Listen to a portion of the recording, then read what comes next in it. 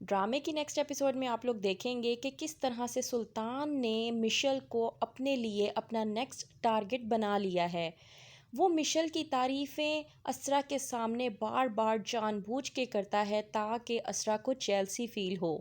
کہتی ہے اسرا مشل کو کہ میری دنیا تو میرے شوہر سلطان کے ارد گرد ہی گھومتی ہے۔ یہ بات سننے کے بعد مشل اسرا سے یہ بات کرتی ہے اور کہتی ہے کہ یہ بات بھی جان رکھو کہ تمہارے شوہر سلطان کی زندگی کس کس کے گرد گھومتی ہے، تمہیں اس کے بارے میں بھی معلوم ہونا چاہیے۔ مشل، جنید، سلطان اور اسرا، ان چاروں کی دوستی آپس میں اتنی گہری ہو رہی ہے کہ آپس میں یہ لوگ ایک دوسرے کے ساتھ بہت زیادہ ٹائم سپینڈ کر رہے ہیں، لیکن سلطان کو اسرا کی مشل کے ساتھ دوستی بالکل بھی پسند نہیں، کیونکہ وہ بہت اچھے طریقے سے جانتا ہے کہ مشل کے کہنے پر ہی اسرا نے سلطان کو پہلے اگنور کرنا شروع کیا تھا، کیونکہ وہ جانتا ہے کہ اسرا میں اتنی ہمت نہیں ہے کہ وہ یہ سب کچھ کر سکے، اور وہ بہت اچھے طریقے سے جانتا ہے کہ مشل اگر یہ سب کچھ کروا سکتی ہے تو وہ آگے بھی اسرا کے کان بھر سکتی ہے اور اسے مزید اس طرح کی بات کہہ کے سلطان کے خلاف تک کروا سکتی ہے۔ سلطان نے پینتھرا آزمایا ہے کہ وہ مشل کی تعریفیں کر کے اسرا کو اس حد تک جیلس کر دے گا کہ وہ اسرا کی دوستی مشل کے ساتھ دشمنی میں کنورٹ کروا دے گا۔ ملتے ہیں چاروں جب ایک ساتھ، وہیں پر ملنے کے بعد جب آتا ہے سلطان اسرا کے پاس تو آ کر کہتا ہے کہ میں سوچ بھی نہیں سکتا کہ کوئی اتنا ذہین بھی ہو سکتا ہے۔ مشل کو ہی دیکھ لو کس قدر ذہین ہے، کس قدر خوبصورت ہے، اسے دیکھ کر لگتا ہی نہیں ہے کہ وہ ایک لڑکی ہے، کیونکہ تمہیں دیکھ کر کوئی کہہ ہی نہیں سکتا کہ تم میں کوئی کانفیڈنٹ لیول ہے یا تم میں کوئی ایسی بات ہے، لیکن مشل کو دیکھو وہ اتنی کانفیڈنٹ ہے اور اس میں اس طرح کے ٹیلنٹ کوٹ کوٹ کے بھرے ہوئے ہیں جو تم میں ہو ہی نہیں سکتے۔ اسرا یہ بات جاننے کے بعد تھوڑا سا پریشان ہو جاتی ہے۔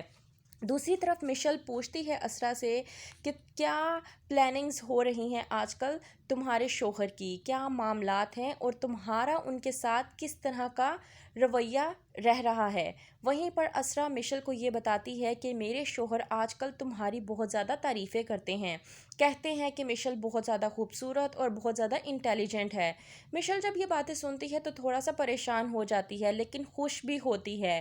کیونکہ وہ اپنی تعریف سن کر بہت زیادہ خوش ہوتی ہے کہ آخرکار اس کی تعریف کسی نے کی ہے۔ وہیں پر دوسری طرف چاندنی، جو کہ پریزے کا بدلہ لینے کے لیے سلطان کے خلاف ہوئی ہے اور اس سے بدلہ لینے کی خاطر سلطان سے میٹھی میٹھی باتیں کر کے اس کو اپنے جال میں پھنسانے کی کوشش کر رہی ہے، وہ سلطان سے بات کرتی ہے، لیکن سلطان چاندنی سے صاف صاف کہہ دیتا ہے کہ اب میری تمہارے ساتھ تب ہی بات ہوگی جب تم مجھ سے ملاقات کرو گی۔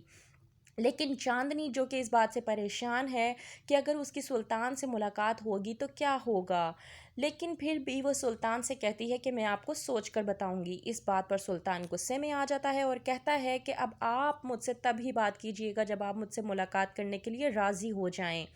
وہیں پر دوسری طرف سلطان مشل سے ملنے کے بعد اسرا کے سامنے مشل کی تعریف کرتا ہے اور کہتا ہے کہ تم نے ایک بات کو نوٹ کیا ہے، مشل ویسے ہی سر سے پاؤں تک سجی ہوئی تھی جیسی مجھے پسند ہے۔ یہ بات سننے کے بعد اسرا کو اس حد تک غصہ آتا ہے کہ وہ سلطان کو آ کر کہتی ہے کہ تعلقات بڑھانے ہی ہیں تو جنید بھائی سے بڑھائیں، مشل کی تعریف کرنے کا کیا مقصد بنتا ہے۔ یہ بات سننے کے بعد سلطان کو بے حد خوشی ہوتی ہے، کیونکہ سلطان یہی چاہتا تھا۔